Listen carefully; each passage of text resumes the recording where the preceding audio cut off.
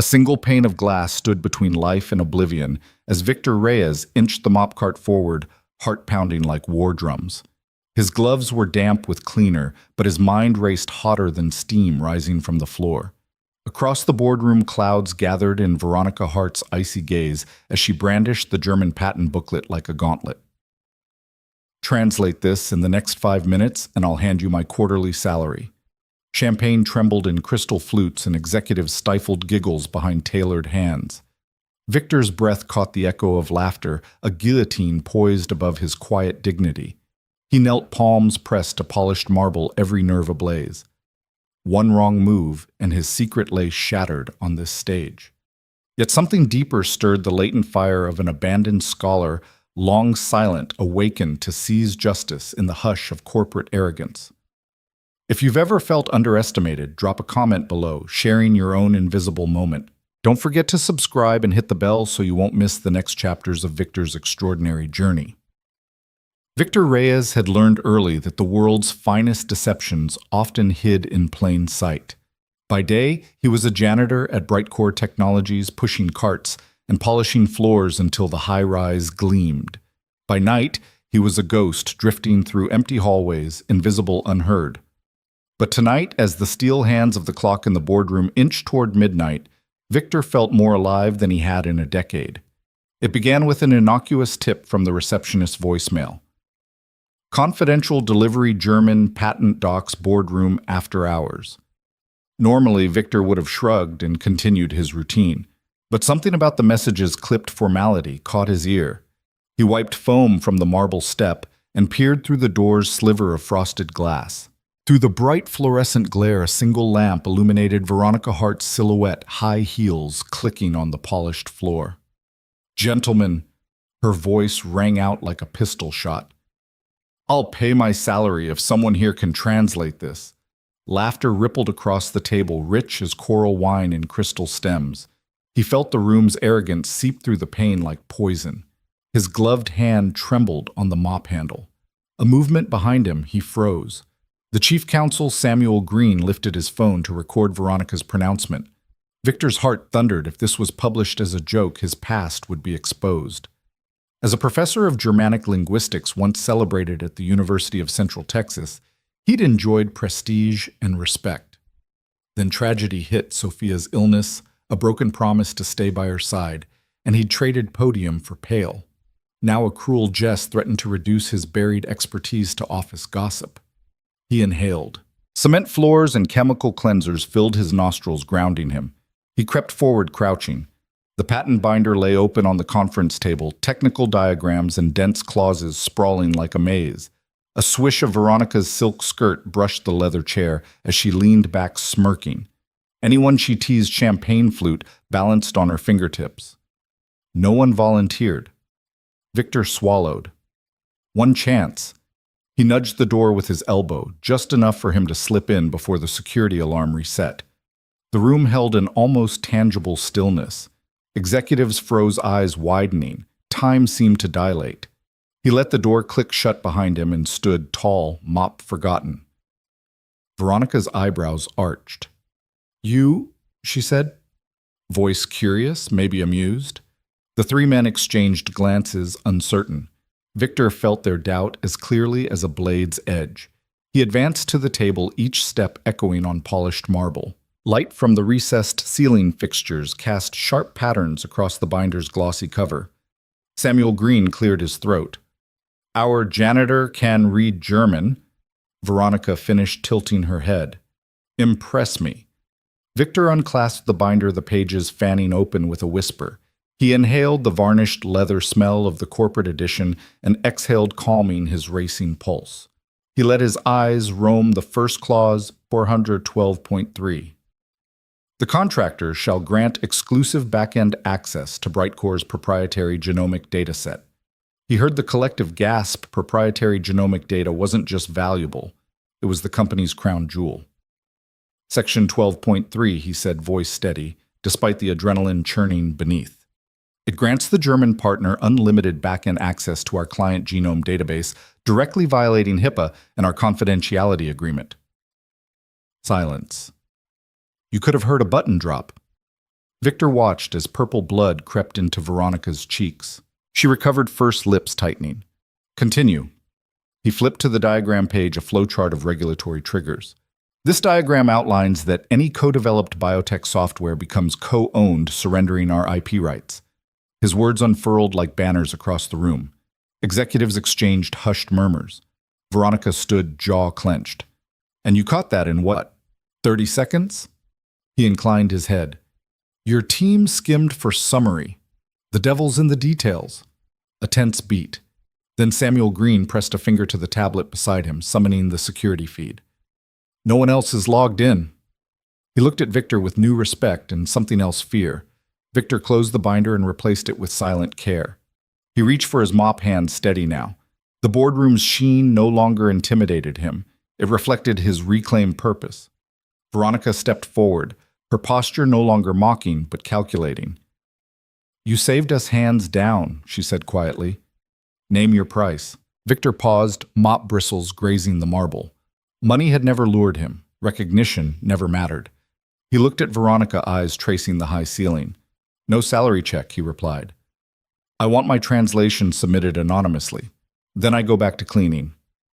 She studied him, dark eyes flickering. Anonymity. Why? He pointed to the spectrum of suits around him.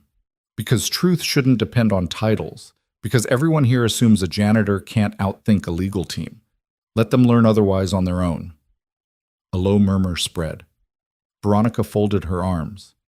Your wish granted, but you'll need a safe channel to deliver the full translation. Victor nodded. I'll drop it in legal's confidential box at dawn. She inclined her head. Dawn it is. Then as he turned toward the door, she called softly, Victor Reyes. He froze.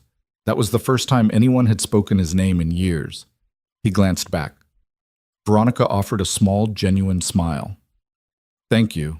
Victor stepped out into the silent corridor. His mop felt lighter in his hands. A spark had lit within him, a promise that the invisible could seize the spotlight when it mattered most. When the last echo of laughter faded and the boardroom's opulent hum died down, Victor Reyes lingered in the shadow of the doorway for just a heartbeat, chest tightening as though bracing for a storm. The night's chill held firm against the heat of his pulse, and for a moment he simply stood there, eyes tracing the glittering crystal of abandoned champagne flutes and the embossed bright core emblem on the mahogany tabletop. Then, with the quiet precision of someone who once navigated lecture halls instead of corridors scrubbed by cleaners' rags, he stepped forward. Each footfall against the marble floor sounded like the beginning of a war drum, soft, deliberate, impossible to ignore once you knew to listen. He slid between the sleek legs of the conference chairs, glanced once at the open binder of German patent text, and felt the old academic fire flicker in his chest. The contract lay sprawled open, technical diagrams and footnotes, looping in tiny Germanic script that only a handful of people on the planet could parse at a glance. Victor had learned that language, one syllable at a time, chased down verb declensions and compound nouns until they felt as natural as breathing, and then he'd walked away from it all. Tonight, though, it called to him louder than any classroom lecture ever had. He crouched, palms brushing the cool edge of the table, the leather of his gloves creaking softly. The room seemed to exhale around him, as if it knew he was trespassing on corporate power. He closed his eyes for an instant, inhaling the faint aroma of lingering champagne and polished wood. Then he opened them again, and the German clauses shimmered into focus. His fingers grazed the page where a dense paragraph detailed unbeschränkter Zugriff, unrestricted access into the company's genomic database. His jaw clenched. He remembered the late nights in his office at the University of Central Texas, the thrill of uncovering linguistic nuance, the pride of publishing papers. All of it had been replaced by mops and floor polish. When life delivered its cruel twist, his wife's illness, his daughter's growing need for a present father instead of an absent scholar. He'd made the choice without regret until now. Now, with the legal team's negligence glaring at him from these pages, Victor read swiftly. 14.7, the partner shall bear no liability for data misuse, and Brightcore shall indemnify in full. His pulse hammered. These clauses weren't just technical, they were a corporate death knell disguised in bureaucratic doublespeak. If this version of the contract went through, Brightcore would forfeit its intellectual property, expose client data, and invite lawsuits that would bleed the company dry. A faint tremor ran through him, equal parts righteous anger and adrenaline. He snapped the binder shut, careful not to attract attention. Then he slid the heavy sheaf of papers into his canvas backpack, zipped it tight, and rose. The room still slept under a veneer of quiet opulence, unaware that its fate now dangled in the hands of a janitor. Victor paused by the wall, fingertips grazing the glass partition that separated him from the executive offices. Past that barrier, Veronica Hart's office lights burned bright. She would rise to command every inch of this floor by dawn. But here he was, king of the silent corridors. He shuffled backward toward the door, backpack snug against his shoulder, then eased the latch and slipped into the hallway. The automatic lights dimmed as he passed, as though the building itself respected his discretion. His breaths were soft, measured each footstep, an echo of the careful life he'd built for the past decade, unseen, unheard, but always watching. The hallway stretched before him like a tunnel of silver-gray walls. He passed closed doors labeled Executive Suite Boardroom, a Investor Relations. None of those titles had ever applied to him until tonight. He kept his gaze low, imagining the staid faces behind each door, frozen in surprise, to learn that a man in a janitor's uniform held the key to their survival. When he reached the custodial closet 2 floors down, he slid inside and flicked on the fluorescent light. The cavernous room smelled of pine cleaner and damp towels. Mops and brooms stood in silent ranks, their handles worn smooth from use. He set his backpack on a low shelf, unzipped it, and gently lifted out the contract.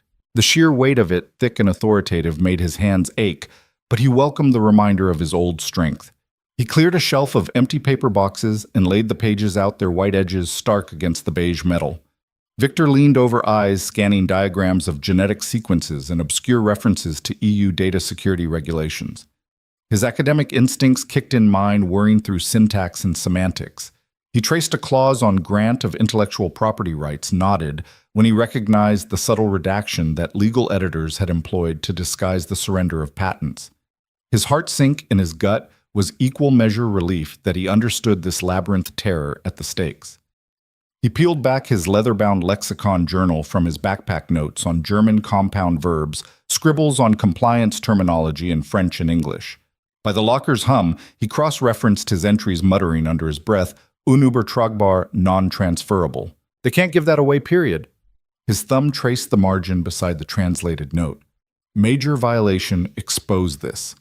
A droplet of condensation formed on the window high above, tracking a silver line down the pane. Victor frowned. The rest of the world would sleep right through that drop. He would remember every detail. Outside somewhere, the city's distant heartbeat pulsed against glass. He pictured his daughter Elena curled under a purple blanket in their small Southgate Heights apartment, crayons scattered on the table, waiting for her bedtime story. He clenched his jaw and turned back to the contract. She would never know about this, not yet.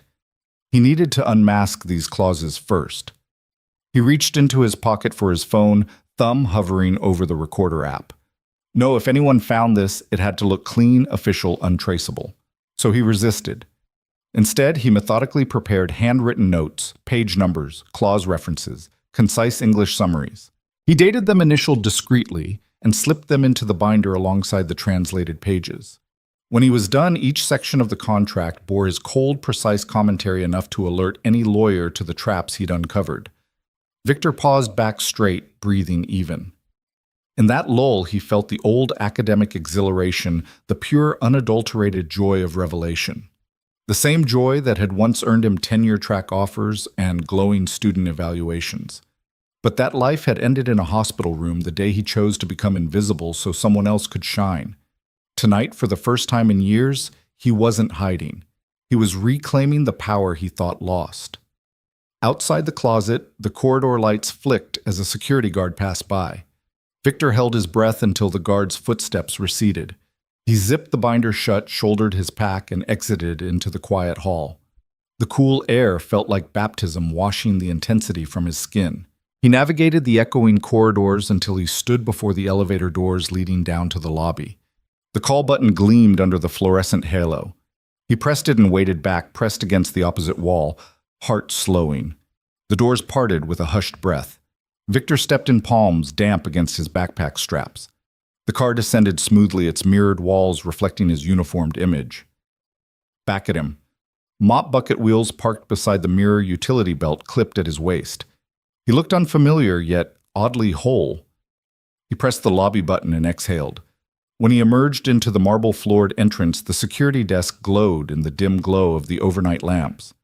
No one bothered to look up.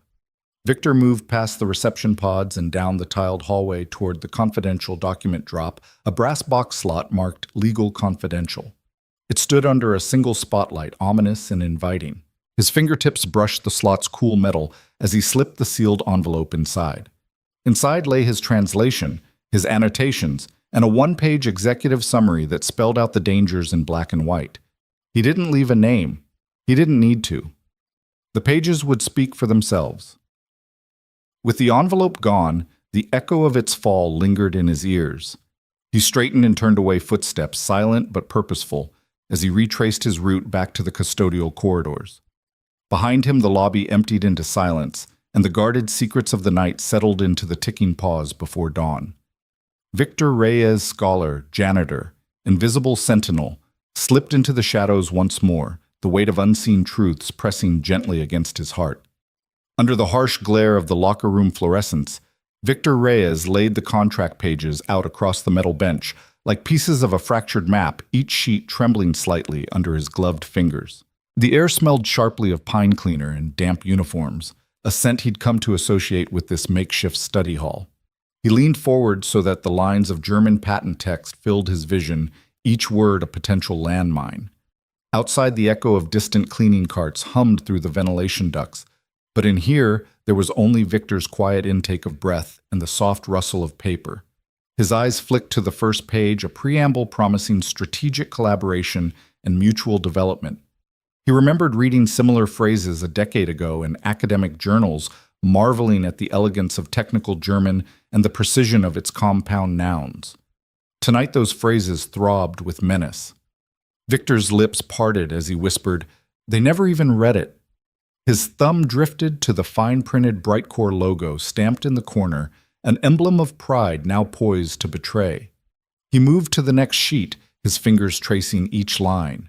"Unrestricted back-end access to client genome database," he murmured, translating in his mind with the ease of muscle memory. That single clause could hand over the company's competitive edge to any outside party willing to exploit it. He could almost hear the gears of industry grinding to a halt under the weight of that breach.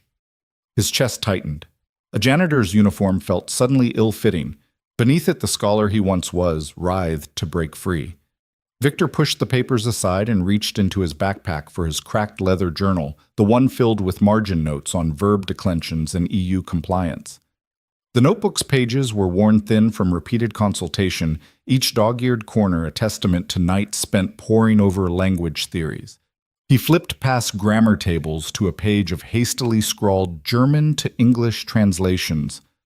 Haftungsausschluss. Disclaimer of liability. Geistiges Eigentum, intellectual property. He cross-referenced the contract's clause numbers with his notebook entries, jotting a quick English summary in precise block letters beside each dangerous provision. A bead of sweat rolled down his temple. It wasn't the room's heat, it was the magnitude of what he was uncovering. The legal team upstairs had treated this document like a prop in a circus act, waving it around for entertainment. Here, under harsh lights and amid discarded mops and buckets, Victor confronted its deadly seriousness. His gloved hand tightened around the pen.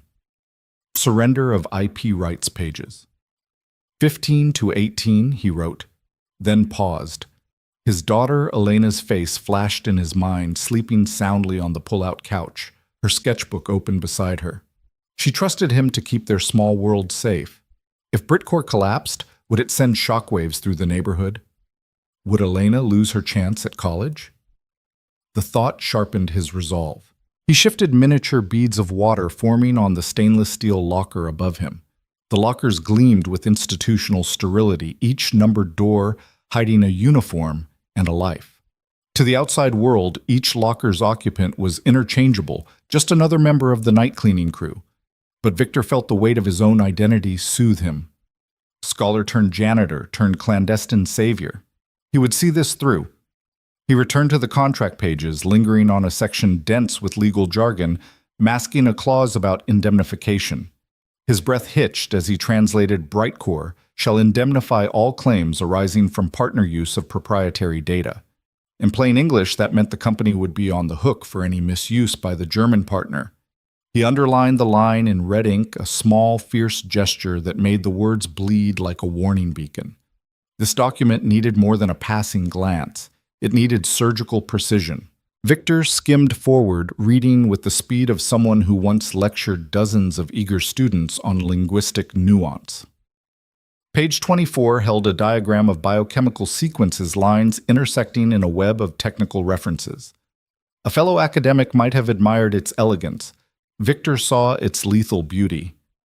With a steady pen, he annotated the diagram's margin, regulatory trap design to slip past compliance checks. He exhaled through his nose, the exhalation catching like a sigh of anger. How many board members would have missed this if he hadn't dug deeper? He straightened for a moment, listening to the distant hum. Somewhere a radio crackled in a security booth. He thought of waiting another hour, running more translations to ensure no clause escaped his notice. But his mind drifted to Elena's school day pending assignment and a promise he'd made to tuck her in before dawn. He needed to finish, but he also needed rest. Balancing on the narrow edge between exhaustion and urgency, he decided to focus on clarity rather than quantity, pinpointing the most egregious threats. His pen flew across the pages, numbering the critical clauses and scrawling concise bullet point notes. Clause 7.2, unlimited geographic transfer of data. Clause 11.9, waiver of Brightcore's patent enforcement rights. Underlining, bracketing, highlighting with a red margin. The locker room fluorescence buzzed, and Victor's shoulders ached, but his heart hammered with purpose. He folded his journal closed and placed it on top of the translated pages, creating a neat stack ready for delivery. A sudden thump rattled the lockers, and Victor froze. The door at the far end of the room had creaked open security rounds or a curious coworker. He swallowed and pressed his back against the bench, training his eyes on the half-open gap. A shadow passed. Whoever it was didn't stop by his row. Victor exhaled silently and returned his attention to the contract, aware every second counted. He snapped the rubber bands around the pages, fastening them securely. The stack fit easily into his backpack pocket alongside his notebook. He strapped the backpack onto his shoulders, the weight a comforting reminder of the job he'd undertaken. His reflection in the metal locker door showed a man transformed, eyes bright with conviction, posture rigid with determination. He was no longer the invisible custodian. He was the keeper of truth. Rising, he took one last look at the bench, littered with hazardous chemicals and old towels. In that moment, it felt sacred, a hidden altar where he'd wrestled deception into the light. Then he turned and walked calmly toward the exit, each footstep echoing softly in the empty room. As he stepped into the adjacent hallway, control room, lights flickered, eyes unnoticed. The air outside felt cooler, fresher, and Victor inhaled, letting the crispness wash away the locker room's grim intensity. He navigated the labyrinth of corridors until he reached the stairwell leading up to the third floor. He ascended deliberately, floor by floor, each level, marking a step closer to dawn and the legal box in the lobby. By the time he emerged onto the polished third-floor landing, his uniform had shed its indistinctness. He moved with unspoken authority, the contract's secrets secure at his back. When he reached the custodial supplies closet, Victor paused to adjust his backpack, ensuring the pages lay undisturbed. He retrieved a clean dust rag as though resuming his nightly duties, and stepped into the supply room. The scent of floor cleaner greeted him, and for a moment he ran the rag over a spotless tile, just enough to signal routine. Then without haste, he slipped through the back door onto the service elevator. Each floor flashing by felt like a breath drawn toward revelation. On the ground level, the elevator doors opened to the dim lobby. The muted glow of dawn's first light filtered through the floor-to-ceiling windows. Victor carried his unassuming backpack toward the brass document drop box, the confidential label gleaming softly. He pressed the envelope, lightweight, labeled with no name, into the slot. A soft thud echoed as it landed inside, swallowed by bureaucracy. He stood still for a moment, allowing himself the satisfaction of completion. No grand gestures, no acknowledgments, just the raw knowledge that he'd done what needed to be done. Victor turned his gaze upward to the silent atrium, each pane of glass reflecting the pale sunrise. The world beyond waited in ignorance, corporate engines preparing to grind into motion. He would be gone by the time the board's legal team discovered the translation. Slipping the empty envelope from his hand, Victor pocketed it like a prisoner reclaiming an old shackle. He walked away, footsteps blending into the soft morning murmur of custodial carts beginning their rounds. His uniform, still spotless, still blue, held the quiet promise of anonymity. But inside him, a storm had settled into calm resolve. He was a janitor, yes, and he was so much more a guardian of truth who'd revealed the hidden dangers when no one else would. Victor pushed open the squeaking door to his one-bedroom apartment in Southgate Heights and was greeted by the familiar clatter of mismatched furnishings, a threadbare couch, Elena's half-finished sketch of fireflies tacked to the wall, and the steady drip of rain tapping against the kitchen window. The clock on the stove read 1:07 a.m., but Victor barely registered the hour. He crossed the narrow living room, the weight of the stolen contract pressing against his shoulder, as if the paper itself were alive with urgency. The kettle hissed on the chipped stovetop while he rifled through a kitchen drawer for instant coffee packets. He crushed the foil sachet, the granular aroma swirling into the cold, damp air. Fingers trembling, he spooned the granules into a chipped mug poured in boiling water and wrapped his other hand around its warmth. The heat seeped through his glove, kindling a flicker of comfort in his bones. Outside, the rain-intensified beads of water racing each other down the glass, erasing the world beyond into shimmering gray. Victor unlatched the battered laptop on the small kitchen table, a relic he'd rescued from an office sale years ago. Its keys bore the faded imprints of past users' letters, worn nearly smooth. He flicked it open, braced on a stack of old textbooks, and watched the screen's glow pierce the room's dimness. As the operating system wheezed to life, he reached for his leather-bound lexicon journal on the corner shelf. The notebook's spine cracked sweetly, pages fanning out to reveal entries in 3 languages. Concise German definitions penned in the margins, French compliance notes, and English annotations on biotech terminology. His mug rattled softly as he placed it beside the laptop, then opened the backpack of secrets, so named for the way it carried responsibilities he'd never advertised. Inside lay the thick stack of patent pages he'd retrieved earlier, now folded neatly into sections.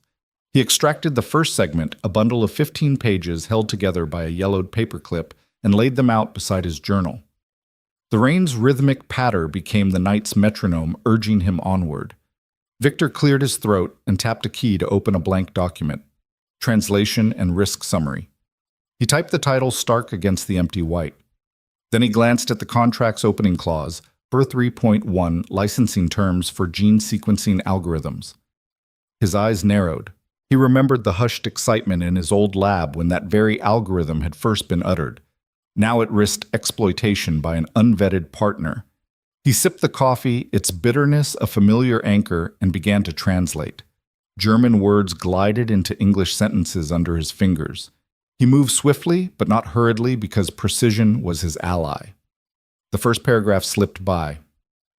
The licensor grants the licensee revocable rights in all territories for commercial distribution. He paused, then added in parentheses, potential revocation clause. Ambiguous requires clear timeline specification. His journal lay open, and he flicked to the corresponding page. A shorthand note reminding him that ambiguous revocation could allow endless litigation. Victor's focus deepened as he cycled through clauses on data security, user privacy, and co-development rights. Some passages were straightforward, others twisted in legalese so dense they grated at his mind like rusty nails. He fished out his pencil and underlined key German compounds. Haftungsausschluss, geistiges Eigentum, Nutzungsüberlassung.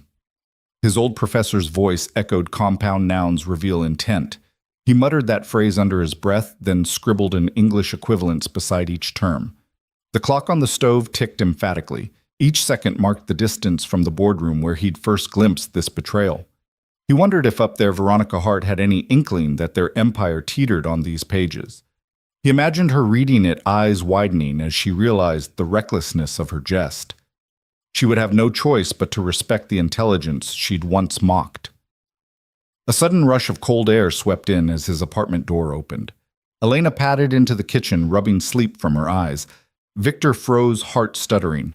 She blinked at the table strewn with papers. "Dad," she whispered. He startled, nearly knocking over his mug. "I'm sorry, Misha," he said softly, switching off the lamp above his papers so only the laptop screen glowed. "I didn't hear you." Elena yawned and climbed onto a stool. "Can I have a cup of water?" Victor poured clear water into a glass and handed it to her. She sipped, then glanced at the German text on the table. "Are you doing homework?" He forced a smile. Something like that. She nodded and hopped down padding back to her bedroom. Victor exhaled. The intrusion reminded him why he fought this sleepless fight for her future, untainted by corporate ruin. He tapped a row of keys, saving his document as Brightcore translation draft. DocX then turned back to the contract. By 2:45 a.m., he had translated 3 sections covering licensing data transfer and intellectual property relinquishment. He created headings in his document. Section A, Licensing Risk. Section B, Data Security Breach. Potential Section C, IP Surrender. Under each, he wrote concise bullet-style paragraphs describing the hazards in clear business speak, ensuring no lawyer could dismiss them as vague. His chest ached and his eyelids trembled, but he pressed on. The coffee had long since cooled, and the rain had turned into a drumming downpour. He welcomed the storm's noise. It masked the whir of his CPU and the scribble of his pencil. In that cocoon of white noise, he felt the old exhilaration of discovery, returning a sense that language was more than words, it was power. By 3:30 a.m., the final pages lay sprawled in front of him. He scanned his journal, 7 pages of handwritten notes, 6 pages of German text with English translation beside each line, and a 600-word summary for executives.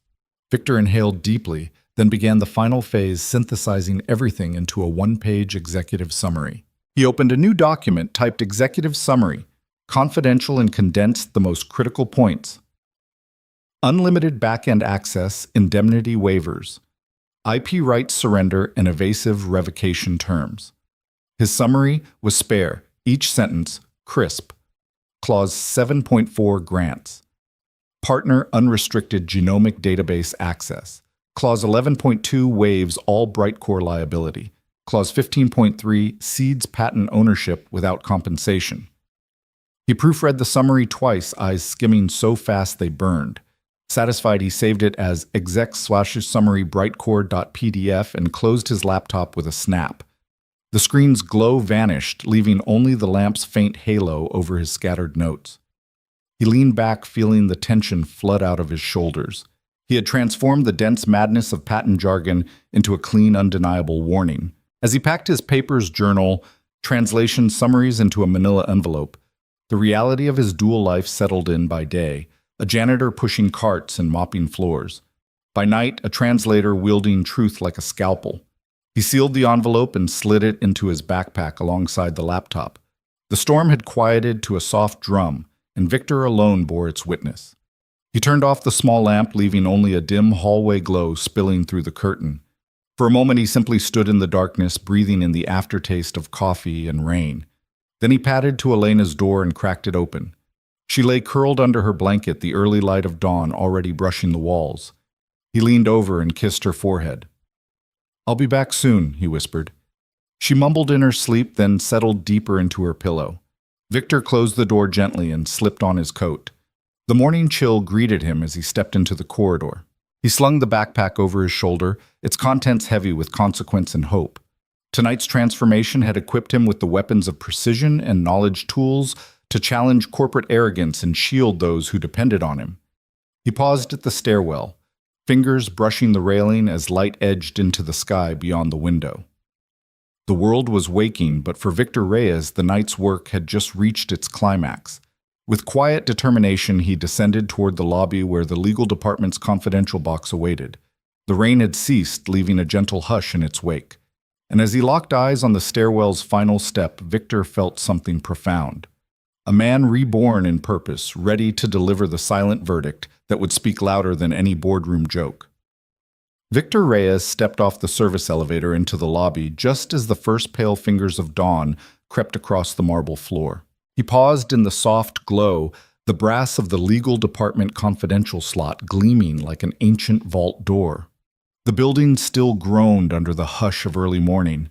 The night guards had finished their rounds and the reception area lay empty except for the rhythmic hum of fluorescent lights and the faint scent of lemon-scented cleaner. He tightened his grip on the manila envelope nestled in his backpack. Inside lay his translation of every German clause and a one-page summary that spelled out the risks without bias or flourish. No signature, no personalized note, just the raw truth. As he approached the slot, he imagined how the pages would slip inside each line a verdict on corporate oversight. His uniform creaked softly as he shifted forward, heart beating with a frenetic calm. Victor slid the envelope into the slot. The paper whispered against metal before thudding gently into the dark interior. He pressed his palm flat against the polished wood panel beside the brass box, closing his eyes for a heartbeat, while the office building slept. In that moment, he felt the weight of 1,000 unspoken words lift from his shoulders. The contract and his annotations were out of his hands, slipping into the machinery of bureaucracy where they would scream their warning in unfiltered English. A flicker of movement on the security camera screen overhead caught his attention, but Victor remained statuesque, as silent as the shadows pooling at the corners of the lobby. Soon Veronica Hart would arrive, heels clicking across these very tiles, oblivious to the reckoning she'd dared with her offhand challenge. Her world of power and prestige would hinge on those pages, and on the sharp truth he'd delivered. He stepped away from the slot, the echo of his footsteps soft against the stone. The atrium doors behind him stood ready to usher him back into obscurity. He didn't linger to watch the envelope vanish into the maze of legal channels. Instead, he moved toward the employee entrance, the early light winking through tinted glass, painting his uniform in shades of gray and blue. Outside, the city stirred under a blanket of mist. Streetlights still burned in the empty streets, their halos melting into the damp air. Victor inhaled, tasting the promise of rain and possibility. His boots clicked on the pavement as he walked the few blocks home, each step a meditation on hidden courage. He passed a row of shuttered cafes and dim hotel windows where cleaning staff unloaded carts. None of them knew that history was being rewritten by a fellow janitor just a block away. By the time he reached Southgate Heights, the sun had broken the horizon, turning low brick buildings to gold. Victor paused at the corner bodega to pick up a loaf of bread and a carton of milk for Elena's breakfast, greeting the grocer with a tired nod. The grocer was busy stacking produce, oblivious to the high-stakes drama that had already unfolded in the gleaming tower downtown. Victor felt a secret smile play on his lips. Life continued in its ordinary rhythm, even as the balance of power began to shift. He walked the last 2 blocks home, his backpack still carrying the hidden proof of corporate vulnerability. The rhythm of city life enveloped him. Buses rumbled past, early commuters hurried by, and the distant wail of sirens underscored the world's pulse. Yet beneath the surface, Victor's heart drummed a different tempo, the quiet beat of someone who no longer considered himself invisible. Inside the apartment, the air was warm, with the scent of last night's dinner and the lingering notes of Elena's watercolor paints. Sunlight streamed through the thin curtains, illuminating the small sketches taped to the wall. Victor set down the groceries and hung his backpack by the door. He poured 2 cups of black coffee, one for him, one for his daughter, and placed them on the chipped kitchen table. Elena stumbled in, hair-tousled eyes blinking against the brightness. She yawned, rubbing her forehead. "Morning, Dad," she mumbled, wrapping her arms around his waist in a sleepy hug. Victor lifted her onto a chair and handed her the coffee decaffeinated for her and watched as she cradled the mug cheeks pink. He lingered in that moment, relishing her presence. This was why he'd taken the risk, to protect her future, to ensure that she'd inherit a world where truth mattered more than title. Over breakfast, they spoke of mundane things, the sketch assignment at school, the rain predicted for tomorrow, the neighbor's cat that had taken to sunbathing on their windowsill. Elena pored over her sketchbook, describing the new composition tulips leaning toward a sunset, while Victor nodded, distracted by the weight of what was unfolding downtown. He sipped his bitter coffee, reminding himself that the mission was already underway. By the time Elena left for school, her backpack bouncing in rhythm with her footsteps, Victor had prepared lunch and set aside today's uniform. He watched her through the window until she rounded the corner, then turned back into the living room. eyes drifting to the closed envelope waiting on his desk. It sat innocuously, a silent testament to the night's work. The morning passed in the haze of routine. He scrubbed bathroom tiles, restocked paper towels and cubicles, and polished handrails until the shine returned. Colleagues greeted him with sleepy smiles, oblivious to the documents that carried his name, nowhere but would soon carry consequences everywhere. A cleaning cart rattled down the corridor in front of an office suite, and Victor angled his head, recalling the last time he'd visited that same hallway for a clandestine retrieval. Now he moved with the assurance of someone who knew that a single moment could upend years of complacency. Mid-morning, as he buffed the conference room floor, he caught sight of the legal team filtering in through the executive entrance. They paused at the slot, staring down at the brass panel. Someone tapped the front of the slot, with a knuckle testing perhaps whether something new awaited. Victor's mop handle trembled in his hand, but he kept polishing, making sure each echo was his last witness. Within moments, voices drifted toward him through the open door. He recognized the clipped tones of Samuel Green, chief counsel, and a litany of hushed speculations. He pressed his back to the wall, heart thundering softly beneath his uniform. Green's voice cut through. Someone left a translation, and I think it's authentic. This is more rigorous than any AI tool we've used. A pause. It looks like human work. Victor stifled a smile. Human indeed. He listened as they debated strategy, whether to call an emergency meeting, whether to find the source of the anonymous submission, whether to credit some ghostly outside consultant. Their uncertainty gave him satisfaction. They understood the value of the translation, but they didn't understand its origin. He finished polishing the last quadrant of the floor and wheeled his cart down the corridor. As he passed the legal office door, Green stepped out, tablet in hand, scanning the summary's bullet points. Their eyes met just for a moment. Green's lips parted as though to recognize him, but he thought better of it and looked away. Victor nodded curtly. Mop bucket wheels clinking behind him, then rounded the corner. In the break room, he retrieved a fresh cloth, wrung it, and began wiping the coffee machine. Each motion was deliberate, meditative. The hum of the machine mixed with the distant buzz of conversation. Victor closed his eyes briefly and breathed in the aroma of coffee grounds.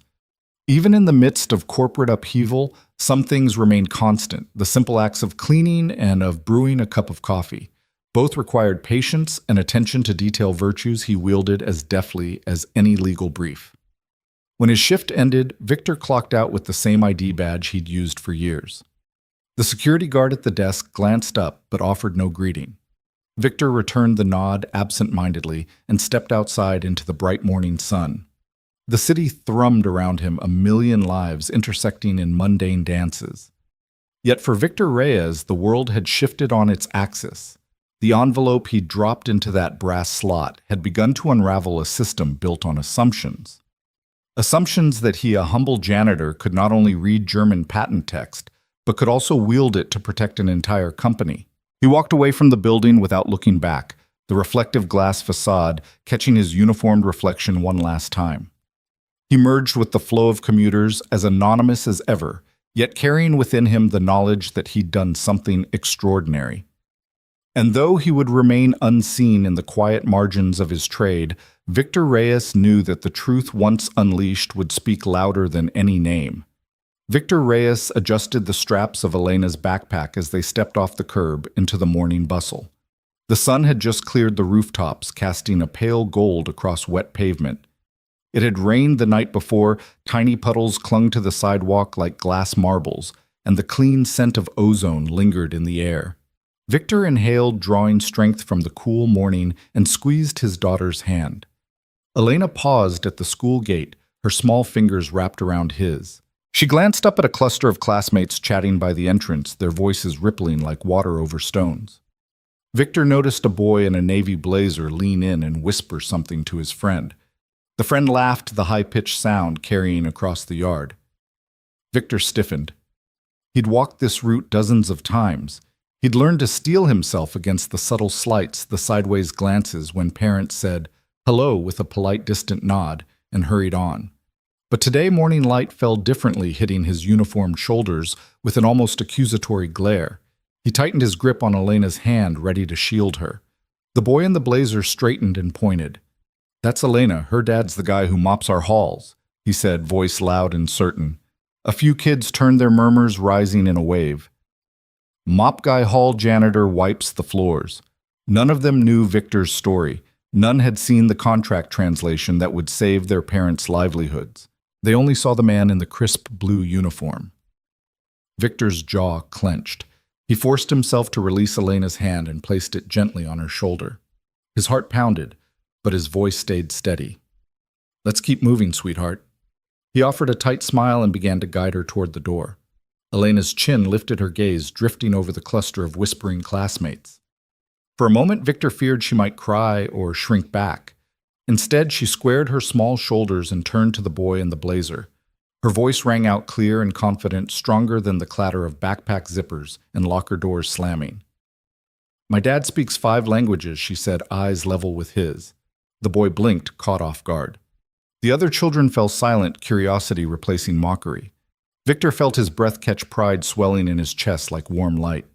Elena stepped past the boy, meeting Victor halfway, and offered him her hand again. He took it, thumb brushing the back of her knuckles, and together they walked into the school.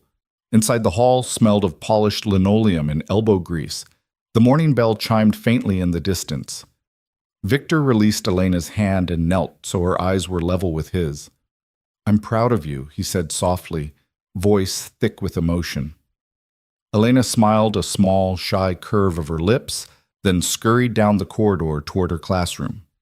Victor watched her go, backpack bouncing, long brown hair swaying. He turned for the exit, shoulders lighter than they'd been all day. Outside again, the sun had climbed higher, warming the damp pavement. Victor squared his broad shoulders and stepped back onto the sidewalk, heading toward the building where he worked. Each step carried the echo of Elena's words.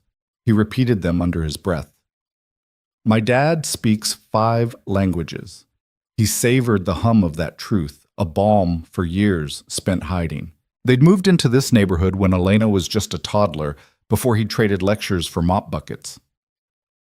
Southgate Heights was working class and proud. Neighbors nodded in greeting, sometimes pausing to ask about Elena's art projects or help carry groceries.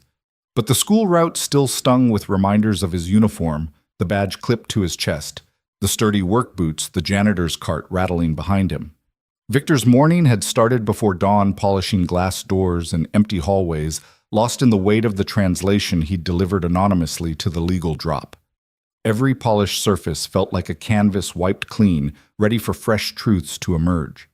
He'd poured his cold coffee in the quiet of his apartment, fingers stained with notebook ink, mind racing with the knowledge that his work would matter far beyond the echo of children's laughter. As he approached the building's side entrance, workers in suits streamed by sleeves, rolled up ties, loosened coffee cups in hand. They barely glanced at him. He gave a small nod to the security guard, exchanged the morning code, and stepped inside. The fluorescent lights hummed overhead. His cart waited in the supply closet, mops, cloths, cleaning solutions neatly arranged. Victor selected his tools and headed into the first-floor corridor. Corridor after corridor, he buffed and dusted, each motion meditative. Before today, he'd taken solace in routine cleaning a spill until the floor shone, replacing empty dispensers, ensuring every corner was free of debris. But that routine had a new edge now. He moved with purpose, aware that each sweep of the mop erased traces of the night's chaos, preparing the building for its new dawn. In the lounge, he found stale coffee grounds in the communal pot and freshened the filter. He wiped counters and straightened chairs, then paused at the window overlooking the lobby. Light streamed in, painting geometric patterns on the glossy marble. His reflection stared back, Janitor Reyes, unassuming sentinel of polished floors and silent wars. His thoughts drifted back to Elena's words. 5 languages. It had been a fact he'd tucked away, a souvenir from happier days, lecturing at the university. He remembered the hush of the lecture hall as students leaned forward, fascinated by the music of Germanic verbs, the intrigue of legal jargon, the thrill of decoding meaning in the world's most precise language. He'd sacrificed that life to be present for Elena, choosing bedtime stories over conference calls, choosing scraped knees over academic applause. Now in the hush of this corporate lobby, he felt the convergence of both lives. He was the man who scrubbed floors, yes, and also the man who unveiled dangerous clauses to protect a company's future. Both identities coexisted, bound by a single thread, the power of language of truth wielded quietly. A soft chime tinkled as the front doors opened. A cleaning crew supervisor stepped in, nodding, and Victor stepped aside. The supervisor exchanged a few words with the security guard, both glancing at the legal drop box. Victor sensed their curiosity. They wondered what contents had arrived overnight, but the box remained locked silent. Victor returned to his mop, ignoring their puzzled looks. He made his way to the restroom, stocked paper towels, refilled the soap dispenser, and scuffed away a coffee stain on the tile floor. The work was unglamorous, but necessary, a backdrop to the unseen dramas unfolding in the boardroom above. He thought about Veronica Hart's oblivious stride into that legal slot heels clicking in time with her confidence. She had no idea the janitor's cart that wheeled past her corridors twice a night carried the confidential translation that would redirect the company's trajectory. The morning passed in a rhythm of chores and stolen glances at the legal team's anxious milling in the lobby. Victor fielded whispered snippets. "Did you see the summary? It's human work. We need to find the translator." He listened, mop in hand, absorbing every syllable that drifted down the stairs. The public remained unaware a nameless savior had spoken the truth. When his shift ended at noon, Victor parked his cart behind the janitor's closet and clocked out. He passed the security desk again, exchanged polite goodbyes, and stepped into the sunlit street. The humidity had lifted and the sky stretched in vast blue above. He felt a lightness in his steps as he retraced the path back to Elena's school. She emerged moments later, clutching a geometry worksheet. Her hair shone with sweat from an impromptu game of tag. She waved when she saw him, and he greeted her with a proud grin. "Guess what, Dad?" she said, bouncing on her toes. "Ms. Foster said my math is really good." "That's wonderful," Victor replied, his voice warm. "I knew you'd excel." Elena glanced at his uniform and then back at him. "You know, sometimes people say things that aren't nice, but I told them you speak 5 languages. She beamed, chest puffed out. "And they had to believe me." Victor laughed, wrapping an arm around her shoulders. He lowered his voice conspiratorially. "Maybe next time tell them it's 6. Elena giggled, leaning into him as they walked home. The neighborhood hummed with midday life, porch swings creaked, sprinklers hissed, and the scent of grilling meat drifted in warm breezes. Victor savored the moment, father and daughter side by side, an ordinary afternoon suffused with extraordinary pride. He stopped at the corner bodega for a cold lemonade, handing Elena a coin for a candy bar. She bounded inside, emerging with a triumphant grin and a bright wrapper. They shared the treat on a low brick wall, legs dangling, cooling in the shade. Victor watched her take a small bite, eyes lighting up. He remembered teaching her the German word for butterfly when she was 4, pointing to a painted mural on their apartment wall.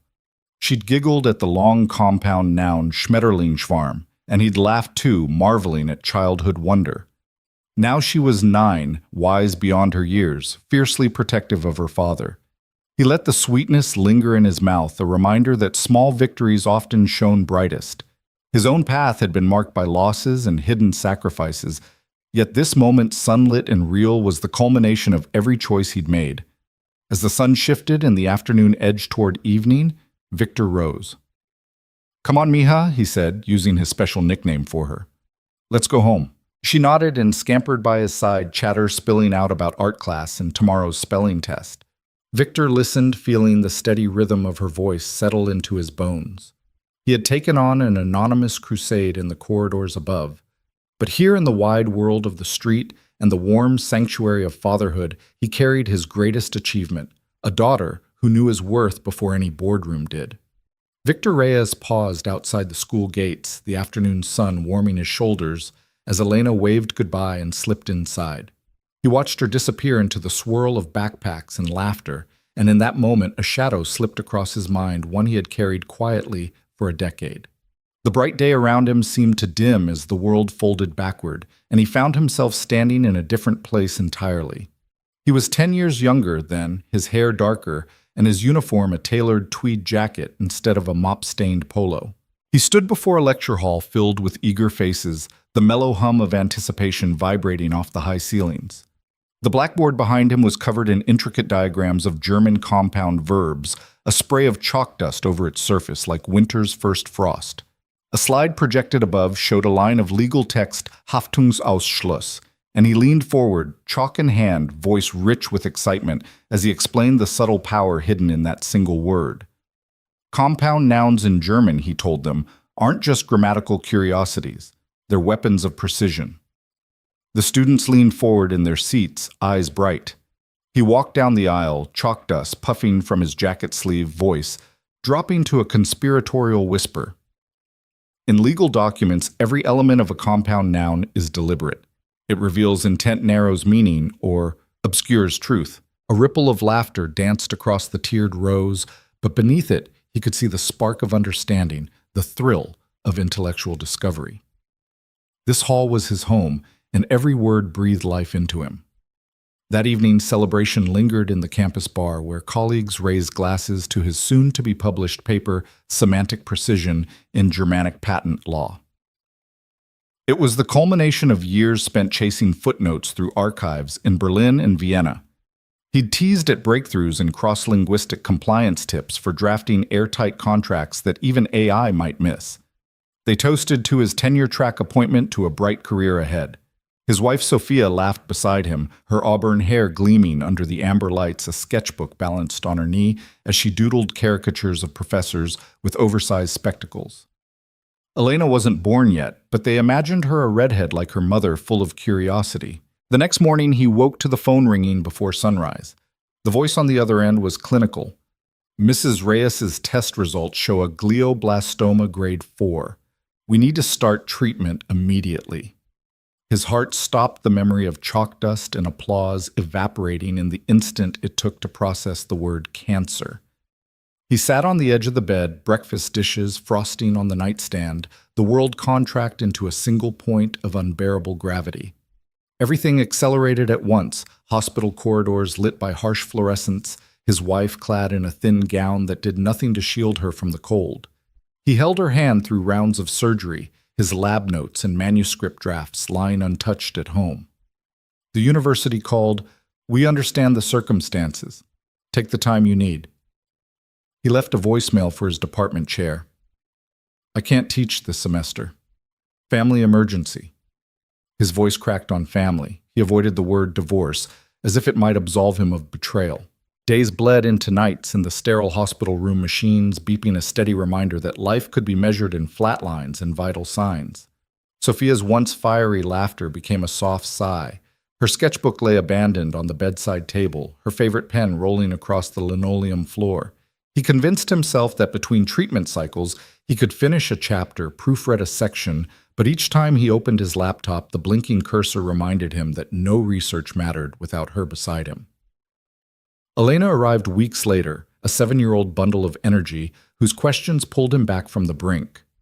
"Why is Mommy sleeping so much?" she asked in a voice too small for the pain in her eyes. Victor knelt, gathering her into his arms in the narrow space beside Sophia's bed. He told Elena that her mother was tired, that the medicine made her sleepy, that it wasn't forever. But he knew the truth. The tumor was aggressive, and Sophia's health was slipping through his fingers like fading pages in an old manuscript. The university tenure committee waited by the end of the semester. They'd offered to extend his sabbatical, but he knew he couldn't return with his mind fractured between conferences and chemo drips. One morning, he drafted his resignation letter, the words dancing on the screen in cruel mockery of the papers he'd once written. He typed, "It is with profound regret that I must resign my position effective immediately. My family requires my full attention." He reread it, fingers hovering over the keys. Then he hit send. His colleagues replied with condolences and offers of help, childcare meal trains, book loans for Elena. But he felt the floor of his professional life crack beneath him. His name would fade from the department roster, references would vanish from academic programs, and his emerging reputation would stall. Yet each time he cleaned up a dropped tissue in the ICU, each time he read Elena a bedtime story, in the whir of hospital HVAC, he made a choice love over acclaim. Sophia's final weeks were a blur of tears and whispered reassurances. Victor read to her from poetry books, reciting verses of resilience beneath the sterile lamplight. She smiled once, her hand drifting to his cheek, voice raspy. "Thank you for being here." He held her, memorizing the sound of her breath, the slow rising and falling of her chest like a ghostly echo of the lectures he'd once given. When she slipped away on a cold morning in March, the world cracked open around him. There was no applause, no farewell address, just a nurse's soft announcement and a little girl clutching her father's hand, staring at the empty space beside him. After the funeral, Victor packed up his office, a rainbow of grammar text, annotated journals, framed photographs of Sophia's watercolor dreams. He left behind the lectern and the podium and the podium lights. Elena held a stuffed owl gifted by faculty as a token of hope, and he promised her a new beginning even as he wondered what began when the foundations of his life collapsed. They moved to Southgate Heights, a neighborhood where apartment blocks loomed modestly, and neighbors nodded in quiet solidarity. Victor found work as a janitor at Brightcore, drawn by the consistent hours and the thought that his daughter needed stability more than scholarly prestige. Each dawn he pushed his cart down fluorescent corridors, the scent of floor wax mingling with the echo of his footsteps. In those muted hours he found solace in simple tasks, wiping a smudge from a glass pane, lining up chairs in conference rooms, sweeping away the day's detritus. Every scrub and polish was a tribute to the order he craved in a world turned upside down. But inside the linguist he once was dreamed in fragments, visions of compound verbs unfolding across lecture slides, the hum of discussion in academic conferences, the thrill of a paper well received. At night, after Elena drifted to sleep, he would retrieve his leather lexicon journal from its hiding place and study it by lamplight fingertips, tracing the margins with a reverence that bordered on ritual. He whispered German phrases under his breath, practicing declensions he feared he might forget. It was both comfort and pain, a reminder of the man he had been and the man he had become. On rainy nights, the drops tapping on the window pane matched the rhythm of his heart, a steady beat of memory and loss. He would stand in the half-darkness of their living room, gazing at a faded photograph of Sophia's bright smile, a wedding portrait framed in their first home. Elena would wander in sleep in her eyes and ask in a soft voice, "Do you miss her?" Victor would crouch, hold her close, and say simply, "Always." Then he would tuck her back under the blankets and watch her chest rise and fall until sleep returned. And so the years passed, quiet mornings of cleaning, afternoons of fatherhood nights, of silent remembrance. He never spoke of his tenure or his unfinished paper. The academic world carried on without him. But inside each polished corridor he walked, he carried the weight of that past life. It resonated beneath his uniform, a hidden chord that lent power to his precision. Now standing outside Elena's school, the shadow of that loss folded back into the present. He exhaled a breath he hadn't realized he was holding. The bright day resumed its color, and he felt the old ache soften just enough to make room for something else, pride in a daughter who knew his worth and the quiet certainty that every sacrifice had led him here. He straightened his shoulders, brushed rain-slicked hair from his brow, and stepped forward carrying the memory of loss as both burden and gift. Proof that he had loved fully, lived bravely, and emerged still standing ready for whatever came next. When the morning sun filtered through the tinted windows of Brightcore's 42nd floor, Veronica Hart was already pacing outside the executive boardroom. Her heels clicked against the polished marble in a staccato rhythm that echoed of impatience and beneath it, worry. She glanced down at her tablet. The screen dark now, but in minutes it would light up with the document that had arrived overnight, a human translation of the notorious German patent contract complete with meticulously annotated risks. She'd committed to anonymity but couldn't resist a peek before summoning her legal chief, Derek Lang. Inside the empty boardroom, the long walnut table gleamed beneath a row of recessed lights. Veronica flipped open her tablet, tapping the PDF icon. The first page of Victor Reyes' translation appeared clean. Typography, clear headings, and in the margins her own firm's logo stamped beneath stark red highlights. She inhaled sharply at the phrase unrestricted back-end access to client genome database, the very clause she'd joked about weeks ago. It sat there in plain English, a time bomb poised to detonate lawsuits and regulatory fines. When Derek Lang arrived, he found her standing at the head of the table, eyes fixed on the tablet. He brushed past two junior attorneys lingering near the door, their faces flushed and expectant. "Morning," he began, but his tone faltered when he saw the document glowing in Veronica's hands. I didn't think anyone in this building knew German well enough to do this, Veronica said, voice low and incredulous. She handed him the tablet. Derek scrolled through the pages with careful reverence until he reached her favorite trap, Clause 12. 11 waives all indemnity protections and requires Brightcore to defend our partner in any data breach action. He looked up, jaw slack. This would have bankrupted us. Veronica ran a finger along the line. They never even noticed it. Not a single one of our legal team flagged this. Her eyes narrowed. Yet someone rendered a flawless translation and risk summary. It reads like the work of a senior partner at an international compliance firm. Derek tapped his pen against his notepad. I ran it through 3 AI tools overnight. None caught the co-ownership clause on page 17 or the IP surrender on page 19. And the annotations are too precise for machine learning. It's surgical. He exhaled, eyes glancing at the door. We have to find out who did this. Veronica shook her head. Anonymous was the point. We asked for a prank and we got truth. She slid the tablet into a leather portfolio. Call an emergency meeting at 10. We'll brief the board on the contract's dangers, then discuss how to respond and how to track down our ghost translator. Downstairs in the janitor's lounge, Victor Reyes refilled his thermos with black coffee. He'd just finished his rounds and clocked his second job call center shift. His uniform smelled of floor polish and fatigue, but his mind still buzzed with last night's work. He stopped mid-pour when he heard soft murmurs drifting from the corridor. Snippets of gossip about the anonymous translation. He leaned against the stainless steel counter, listening. They say it came in before dawn. Some say it's an external consultant with a security clearance. Honestly, it's better than anything we've ever seen in-house. Victor closed his eyes, tasting the irony they praised a work he'd labored over in locker room fluorescence, oblivious to the man in the mop-scented uniform. He squeezed the thermos cap tight, chest swelling with the knowledge that his translation had stunned the ivory towers. Then he slipped the thermos into his backpack and finished his shift. Meanwhile, the emergency meeting convened in the same boardroom just vacated. The chairs filled with board members CFO Gordon Hale, head of science Dr. Priya Kapoor, and several senior VPs who seldom left their offices before noon. Veronica stood at the head, arms crossed, as Derek summarized the morning's discovery. Good morning, everyone, Veronica began, voice crisp.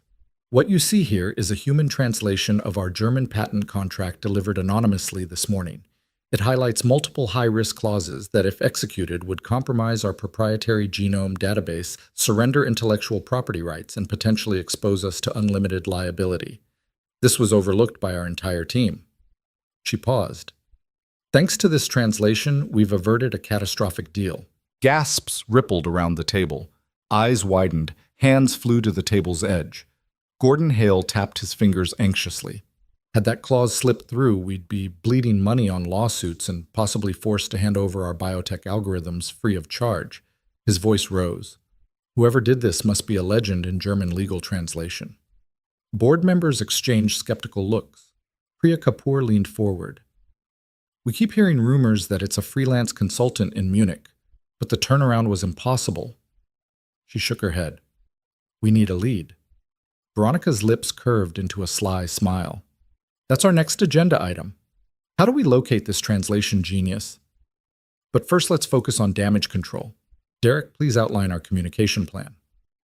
As Derek detailed the steps, internal memo controlled Slack channels, and external audit. The board buzzed with nervous energy. They debated whether to announce the near miss publicly, how to reassure shareholders, and whether to tighten document handling protocols. Veronica listened, absorbing each concern, but her mind darted elsewhere. She found herself wondering about the translator's identity and why they chose anonymity. Was it caution, modesty, or something deeper? The meeting adjourned with action items and promises of secrecy. Board members drifted out, chattering about crisis management and PR spin. Veronica lingered, watching the polished shoes of the departing suits, imagining an invisible hand guiding the building's fate. She felt a strange kinship with that anonymous force, someone sharp enough to dig beneath corporate surfaces and bring truth to light. Back in the supply closet, Victor Reyes practiced unlocking the door code for the evening shift. He slid the magnet keycard through his uniform pocket, hearing the lock click. He stepped inside to grab fresh rags. The room smelled of cleaner, of rubber gloves and faded mop heads. He caught sight of himself in the metal supply cabinet, dark hair damp at the collar, uniform crisp but unremarkable. He closed his eyes, picturing the boardroom earlier that morning.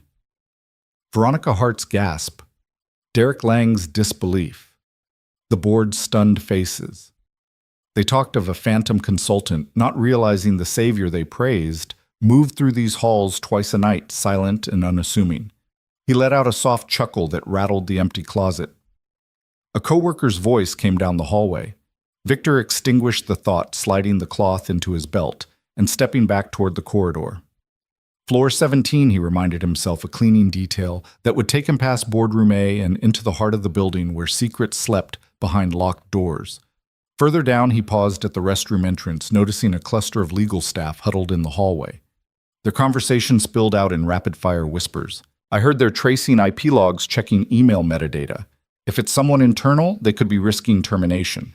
Whoever it is must have credentials we don't even know exist. Victor felt a pang of sympathy. These were good people working overtime to protect the company he'd sworn to save. He wanted to warn them that the guardian they sought stood right before them, brushing countertops, wiping mirrors, pushing a cart laden with cleaning supplies. But he held his silence. They needed to believe in their own vulnerabilities before they learned of his intervention. He resumed scrubbing the men's room tile, the brush's bristles carving clean arcs into the grout. The repetitive motion cleared his head. He thought of Elena home now, sketching late into the afternoon. He imagined her proud smile and recalled how she'd told her classmates her dad spoke 5 languages. She'd believed in him before the board did, and that belief had given him the courage to act. By midday, the corridors whispered of acronyms and possible candidates. A former in-house consultant, a newly hired paralegal fluent in German, even rumors of an escaped AI experiment. Veronica's office door remained shut, a guarded fortress behind which she processed the enormity of the morning's revelation. But Victor wandered these halls with open access, the night's translation still fresh in his backpack, a secret oath bound to every step he took. As he wheeled his cart down the marbled corridor, he passed a reception desk where the night security guard dozed, donning ear protection and half a meal. Victor offered a polite nod, and the guard blinked awake, returning the greeting before drifting back to his coffee. The guard had no way of knowing this mopping janitor had delivered a lifeline to their corporate world. Later, as the afternoon waned, Victor slipped into the janitor's lounge for a quick break. He closed the door gently, the hinges whispering in protest. The room was half-lit fluorescent bulbs flickering overhead. He collapsed into a metal chair, pulling the thermos from his backpack. The coffee was stale but warm, a reminder of the night's quiet vigil. He took a long sip, feeling the caffeine stitch together his scattered thoughts. He thought of Veronica's gasp of the bored's shock, and a smile tugged at the corner of his lips. They believed the translation was the work of an unknown titan, yet here he sat in threadbare uniform and scuffed shoes. He felt the weight of his secret lean into his bones like an old friend comforting in its familiarity. A muffled click sounded as someone tried the lounge door. Victor snapped upright, dropping the thermos behind the counter. He slung the backpack onto his lap, ready to vanish into the shadows. But it was only the day shift supervisor, clipboard in hand, hunting for a fresh mop head. "Evening, Victor," she said, voice loud in the small room. "Ready for the 6th floor spill?" He nodded, tucking the backpack under the table. Always. As he followed her into the corridor, he felt the familiar rhythm of his true calling resume, cleaning up messes, wiping away stains, making order out of chaos. But now his purpose was more profound. He was the keeper of hidden truths, a guardian who knew that real power often lay in quiet acts of revelation. And as he pushed his cart toward the next task, he carried with him the secret of the morning's shock, the knowledge that sometimes the smallest figures wield the greatest strength. The hallway outside the custodial supply closets was hushed in mid-afternoon lull, the distant click of heels against marble echoing down the corridor. Victor Reyes pushed his mop along the tile floor rim of his cap, low over his eyes, every motion deliberate and unremarkable. He had just finished restocking the paper towels when the door at the far end whooshed open and he heard the soft hiss of Veronica Hart's approach. His heart stuttered. He'd glimpsed her name on the security schedule earlier, but he never expected to meet her here in the echo of his own domain. Veronica stepped into view, tablet clutched in one hand, a sleek leather portfolio tucked under her arm. Her expression was a mix of determination and something softer, maybe curiosity. She waited until he set the mop aside, bristles splayed across a puddle of floor cleaner, then closed the closet door behind him with a gentle click that sounded louder than thunder in Victor's ears. "Mr. Reyes," she said, voice low but urgent. He straightened gloved hands, gripping the mop handle. "May I have a word?" He glanced up at her, his uniform's company patch, the mop jar at his heels, then back at the rows of brooms and cleaning supplies lining the closet walls. He nodded once. "Of course, Ms. Hart." Veronica stepped closer, lowering her voice as though the janitorial supplies themselves might overhear. "I know you translated the contract," she said, eyes steady on his. "And I know you dropped it in the legal slot anonymously." Victor's throat tightened. Despite the scrub-bright walls, the supply closet felt suffocating. He cleared his voice. "I'm not sure what you mean." She lifted the portfolio, brushing aside the leather to reveal the tablet. The document on its screen glowed under the fluorescent bulb, his translation, every margin note, every underlined risk clause. She flicked through the pages, with forefinger precise and cool. "Who are you?" Veronica asked, her gaze returning to his face. His hidden life, the scholar he'd been, the sacrifices he'd made seemed to stir behind his calm exterior. Victor inhaled slowly, mentally tracing the path that had led him here, retrieving the contract, the late-night translation, the anonymous drop. "I'm just the person who saw it," he said, and felt compelled to act. Veronica's brow creased. She closed the tablet with a soft tap. "And you did this knowing the risks you could lose your job, your reputation." Her tone was neither accusatory nor admiring. It was measured, curious. She stepped closer until the space between them narrowed. Why? Victor set his mop against the closet wall and ran a hand through his hair. He thought of Elena curled asleep on the couch, her trust in him absolute. He thought of the years he'd spent scrubbing floors to keep the world clean of what others overlooked. He squared his shoulders. "Because no one else would," he said quietly. "Because people needed protection from a deal they didn't understand. I did it for the company, but more than that for the people who depend on it, employees, clients, families." He met her gaze. "I asked for nothing in return." Veronica studied him, the linen of her suit contrasting with the blue fabric of his uniform. His eyes, dark and steady, held the legacy of a life she'd never known. Professor turned janitor, husband, turned widower, father, protecting his daughter's future. She felt the spark of the man he once was, buried beneath 11 years of invisibility. She reached out, hesitated, then tucked the tablet away. "I underestimated you," she admitted. Voice hushed. "I thought this was the work of some outside consultancy, someone with resources I could track." She shook her head as though chastising herself. "Instead, it was you." Victor let his mop slip from his grasp and leaned back against the supply shelf, boots scuffed but steady. "You challenged the building to translate a contract for entertainment," he said, a trace of wry humor in his tone. "I took that challenge seriously." A silence settled between them, soft as the hum of the building's HVAC. Veronica's eyes flicked to the row of cleaning products, industrial-strength degreaser disinfectant sprays. Cloth rags dyed faintly with bleach. She realized this small room was his world where he found order in chaos. She touched the edge of a folded rag on the shelf, fingers brushing its frayed threads. "You risked everything," she said after a moment. "You could have been fired for accessing confidential documents, for unauthorized translation." Her voice cracked with genuine concern. "Do you understand that?" Victor nodded. "I understand consequences, but I also understand obligations. Being a father taught me that silence can be the worst betrayal." He folded his arms, mop forgotten. "My daughter deserves a world where people honor truth over profits." Veronica's chest tightened. She remembered her own rise in the corporate world, the sacrifices she'd made for advancement, the moment she'd ignored quiet warnings in favor of deadlines. She reached out, placing a hand on his forearm, gentle, respectful. "You're remarkable," she said, voice low. "And right now I'm not sure how to follow through. I asked for a translation. I never expected justice delivered so brutally and beautifully." Victor's gaze softened. He drew in a steadying breath. "It's not about me," he said. "It's about what we fix next." His words, so simple, resonated with the weight of his sacrifice. "I don't want credit, Ms. Hart. I just want the company and the people it serves to be safe." Veronica closed her eyes briefly, absorbing his conviction. When she opened them, there was gratitude, respect, and something like hope. She straightened, smoothing the lapel of her blazer. "Then we'll do it your way," she said, quietly, effectively ensuring this never happens again.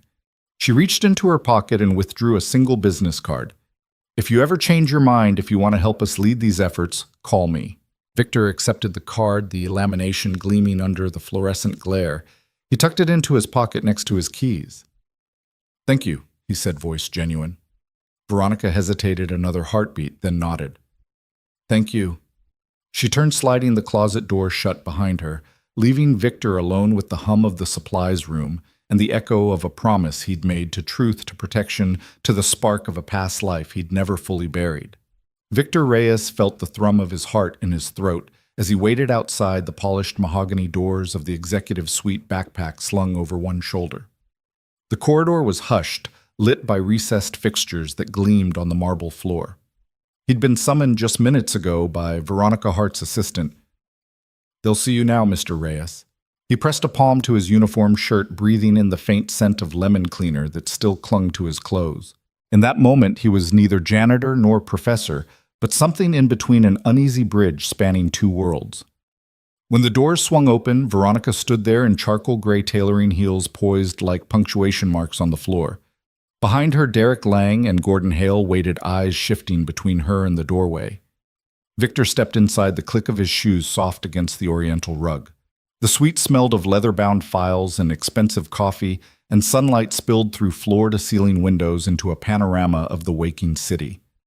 Veronica offered him a seat at the head of the table, gesturing to a high-backed leather chair usually reserved for visiting board members. He slid in, shoulders straight, and set his backpack gently on the floor beside him. On the table lay his translation binder, still fresh with his handwriting, and a printout of metadata logs Derek had printed for him. The swirl of morning light made the polished oak shine like gold. "Thank you for coming," Veronica said, voice softer than he'd ever heard it. "We've gone over your translation, and it's extraordinary." She inclined her head toward Derek, who cleared his throat. "Mr. Reyes, if it's all right with you, we'd like you to walk us through the document, and then we have a proposal." Victor opened the binder. Each page was crisp margins, annotated with red and black ink headings, underlined for clarity. He thought of the long night spent translating under the humming fluorescence of his cramped apartment, of Elena asleep on the couch, and the silent promise he'd made to protect her future. He looked up at the executives.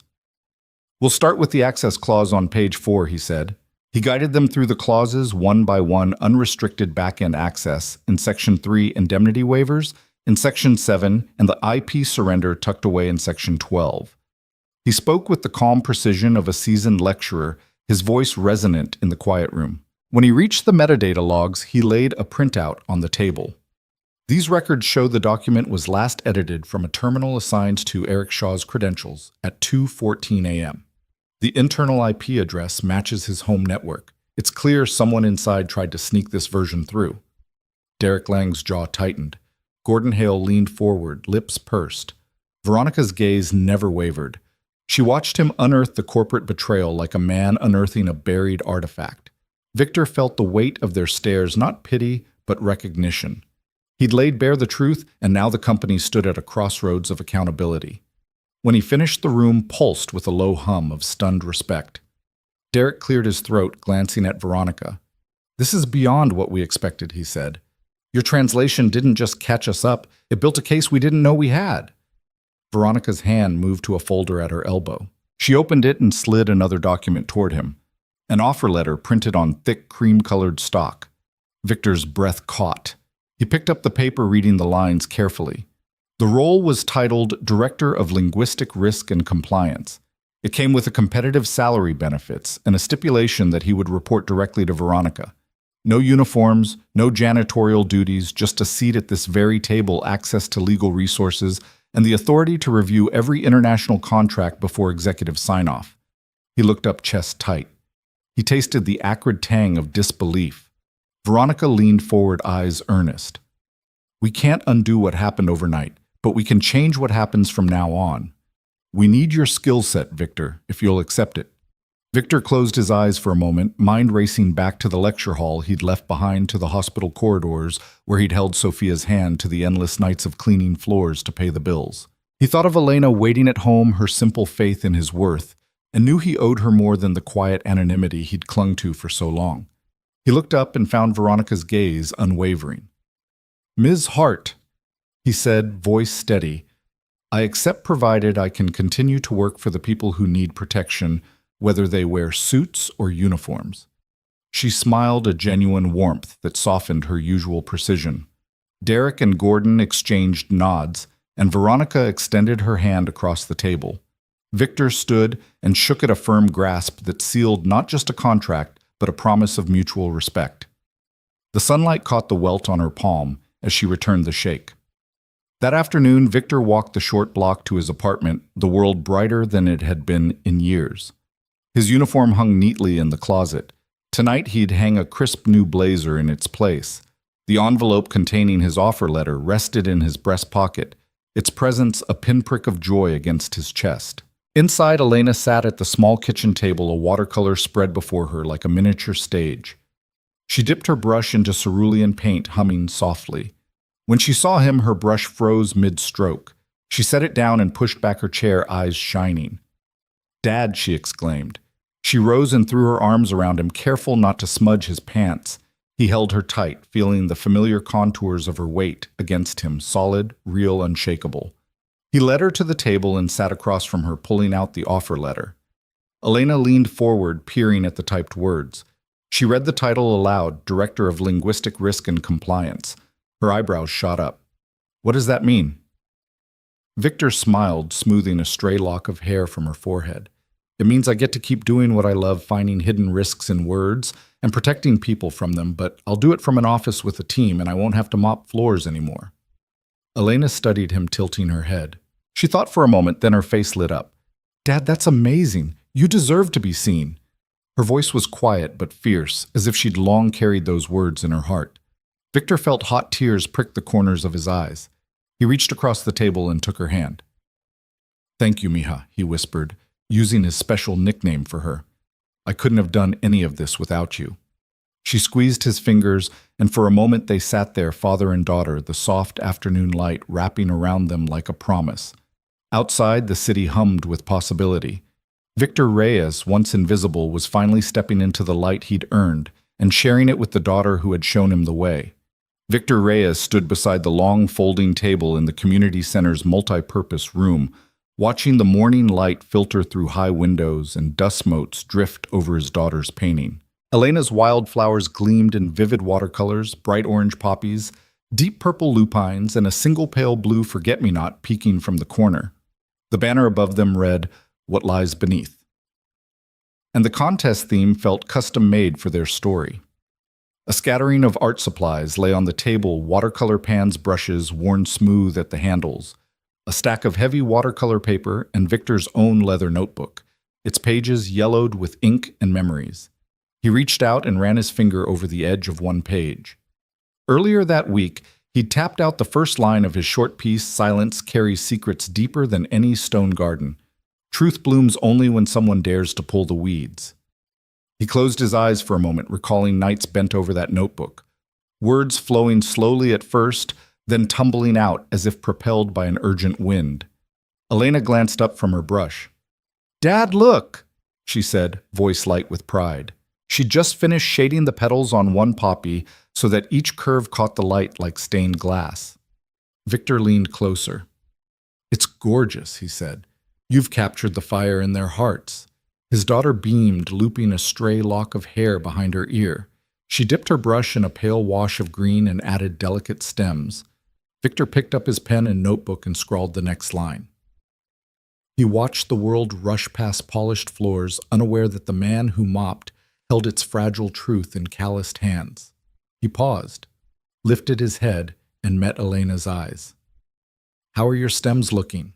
he asked, turning back to her painting. Elena smiled, a subtle tilt of her chin that matched his own teaching style. Firm, she said, but not too stiff. Flowers have to sway, or they'd never survive the storm. Victor chuckled. She always had a way with metaphor, her opinions bright as her art. He closed his notebook and set it beside the pans of paint. Then they'll stand strong. He reached for a brush and lightly sketched a stanza beneath her flowers on a separate sheet, hinting at the roots hidden under the soil. For 2 days, they'd worked side by side mornings in the tiny dining nook of their apartment, afternoons at the dining table, repurposed as a studio. Elena hummed show tunes as she painted. Victor read aloud his draft, listening for places where the rhythm faltered. Sometimes he paused, sliding his glasses up the bridge of his nose, then would scratch a new turn of phrase, "A whisper of ink can topple empires, if only someone reads it." Elena would nod sagely, offering suggestions. "Bring it closer to home," she'd say. "Make us feel the footsteps in the halls." Now at the community center, they were the last to arrive for setup. Rows of folding chairs faced a makeshift stage, and nearby tables displayed dozens of canvases and stories. Families milled about, sniffing glue sticks and chatting about their entries. Victor spotted the art teacher from Elena's school, checking lighting on a series of clay sculptures. She waved him over. He nodded politely and returned to their table. The contest coordinator, a woman wearing a t-shirt splashed with paint, approached. "Good luck, you two," she said warmly. "Your entry has everyone curious." She tapped her clipboard. "The judges will start at 10. Enjoy the cupcakes and the coffee's fresh." She hurried off, leaving Victor with a plate of miniature vanilla cupcakes and a steaming urn of coffee. He poured himself a cup, inhaled its bitter warmth, then handed one to Elena, who drank gingerly. "Thanks," she said, eyes shining. Victor fetched a small easel from the corner and carefully set Elena's painting atop it. He pinned his story typed and printed on heavy ivory cardstock beneath her artwork, the two pieces forming a single display art above words below. The title, "What Lies Beneath," curled across both in bold script. He stepped back, smoothing his shirt, and admired how the flowers seemed to grow directly from the lines beneath them. At 10, the judges began their rounds. A trio of local artists and writers, clipboard in hand, paraded from table to table, pausing briefly to read, observe, and jot notes. When they reached Victor and Elena's stand, their leader, a gray-haired novelist with bright eyes, nodded approvingly. He read Victor's opening line aloud in a stage whisper, then studied the flowers. "Lovely synergy," he murmured to his colleagues, and scribbled something on his clipboard. Victor and Elena exchanged excited glances. Nearby other entrants watched too, some with polite smiles, others with expressions of envy. It was the first time Victor felt the quiet power of his words come alive beyond the binding of his notebook. He realized he wasn't just a janitor. He wasn't just the man who watched and listened. He was a storyteller whose voice could stand beside his daughter's art and hold its own. While the judges moved on, families drifted closer, murmuring compliments. A young girl pointed at the poppies and said, "I love how they glow." Elena grinned and explained how poppies signified memory and healing, and how she wanted her painting to whisper hope under calm petals. Victor felt warmth in his chest as people listened. He added, "And the story beneath reminds us that true beauty often hides in plain sight." By noon, the winners were announced in the packed hall. First prize went to a collaboration between a local sculptor and a poet. Second prize to a teenage photographer and her sister's accompanying haiku. Victor's display was called for third place. The applause was gentle but genuine. Elena jumped up and down while Victor offered his hand in triumphant support. They stepped forward to accept a small ribbon cerulean blue for third place and a certificate praising their evocative unity of art and prose. After the ceremony, they returned to their table and carefully packed their pieces. The ribbon fluttered from Victor's notebook strap. Children clustered around asking how they came up with the idea. Victor knelt to their level and said simply, "Flowers and words both come from deep places. We just had to give them space to speak." Elena nodded, brushing a smudge of blue from her cheek, and we listened. As they walked home, contest ribbon pinned to his jacket lapel, Victor thought of the lecture halls of his past, of the nights spent scrubbing floors in search of solace, and of the long road that led him to stand here beside his daughter. The world had scoffed at his uniform, had whispered that a janitor could never be a scholar, could never shape words that mattered.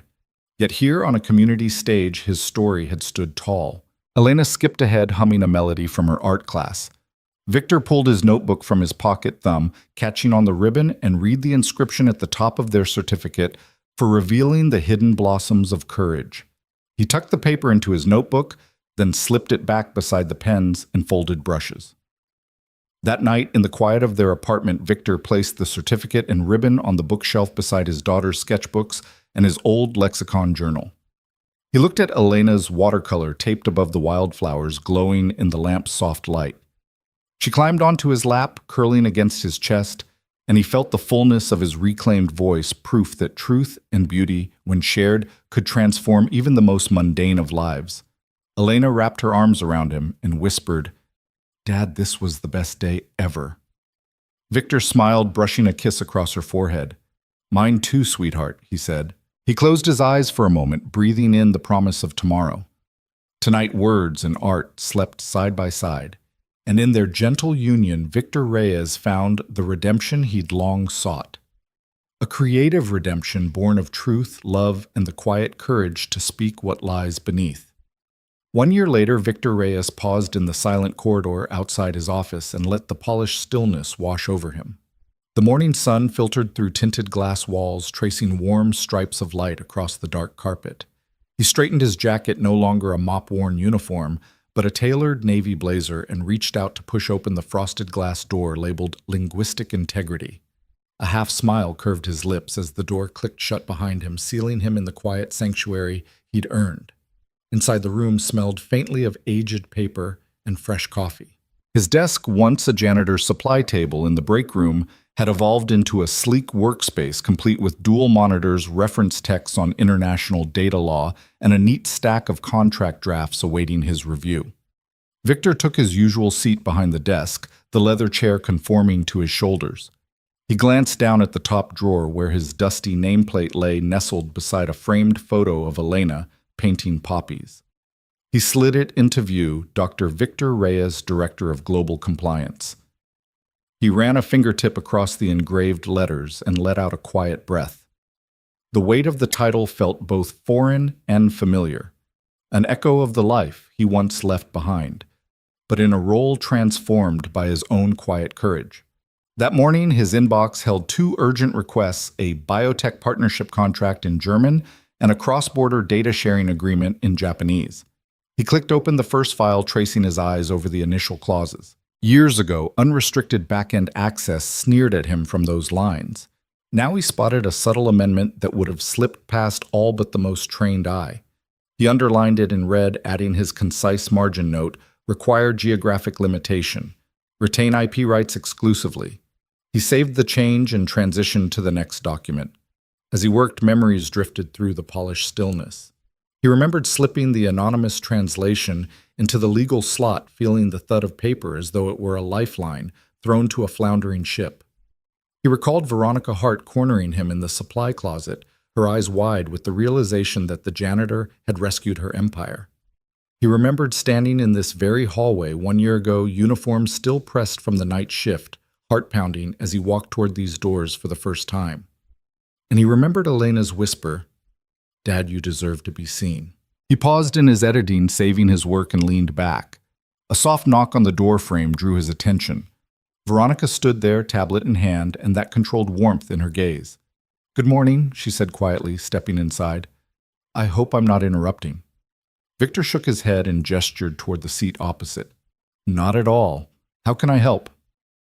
She perched on the edge of the desk, crossing one foot over the other. "The board wants your input on a new compliance initiative, our Asia-Pacific expansion. They'd like you to join the strategy call later this afternoon." He registered the invitation with a hint of wonder. A year ago, he would have scrubbed floors during such calls. Now he would shape policy. He nodded. "Of course. I'll prepare the risk analysis." He tapped the open Japanese agreement on his screen. "I've already flagged a section on secondary use of data. It needs clarification." Veronica offered a genuine smile. "That's why we need you." "Thank you, Victor." She paused as if weighing her next words. "Also, Elena's school art show is next week. I'd love to come if it's all right." Victor's chest warmed.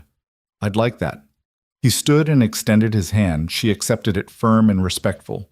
"Thank you." She left and Victor resumed his work with renewed focus. The office was quieter than ever now, humming with the promise of purpose. He thought of the hundreds of contracts he'd reviewed in this chair, each one a potential trap, waiting for a compassionate eye to uncover it. He recalled times when a misplaced comma could cost millions, and how so often the world trusted in algorithms or cursory reviews, never expecting that a former janitor could assemble the human insight to catch what machines and experts overlooked. By midday, he finished his preparations for the strategy call. He saved all annotated documents into a single folder, added his summary memo, and titled it APAC Compliance Risks, Victor Reyes, 07-20-2026. He leaned back and closed his eyes, reflecting on how far he'd come. In those first days behind this door, he'd struggled to believe he deserved a seat at the table. Now he understood that every whisper of truth he'd uttered had built the foundation for his role and for a culture that learned to listen. The conference call buzzed to life, and Victor greeted his colleagues with quiet confidence. When he spoke, his voice carried the weight of lived experience, the precision of academia married to the empathy of a caretaker. He guided the team through regulatory nuances, pointing out hidden assumptions in draft clauses, and suggested revisions to safeguard privacy and intellectual property. Nods flickered across faces on the screen. His input shaped action items. His voice directed decisions. At the close, the board chair thanked him, calling him indispensable. Victor allowed himself a small private smile. After the call, he stepped out into the mid-afternoon sunlight that flooded the executive wing. Polished brass elevators reflected his image, a man whose uniform had been replaced by a tailored suit, but whose steady posture remained. In a moment of reflection, he placed 2 thumbs in his jacket pockets and exhaled. Feeling the whispers of the past transform into a clear, resonant note, he was here because he had saved the company with silent determination. He was here because he had never lost faith in his own voice. That evening, he arrived at the community center's art show, where a proud crowd gathered to admire their children's creations. Veronica stood by the doorway greeting guests, while Elena beamed beside her display of wildflowers now framed and mounted. Victor squeezed Elena's hand and marveled at her maturity. She stood confidently in her own small moment of recognition.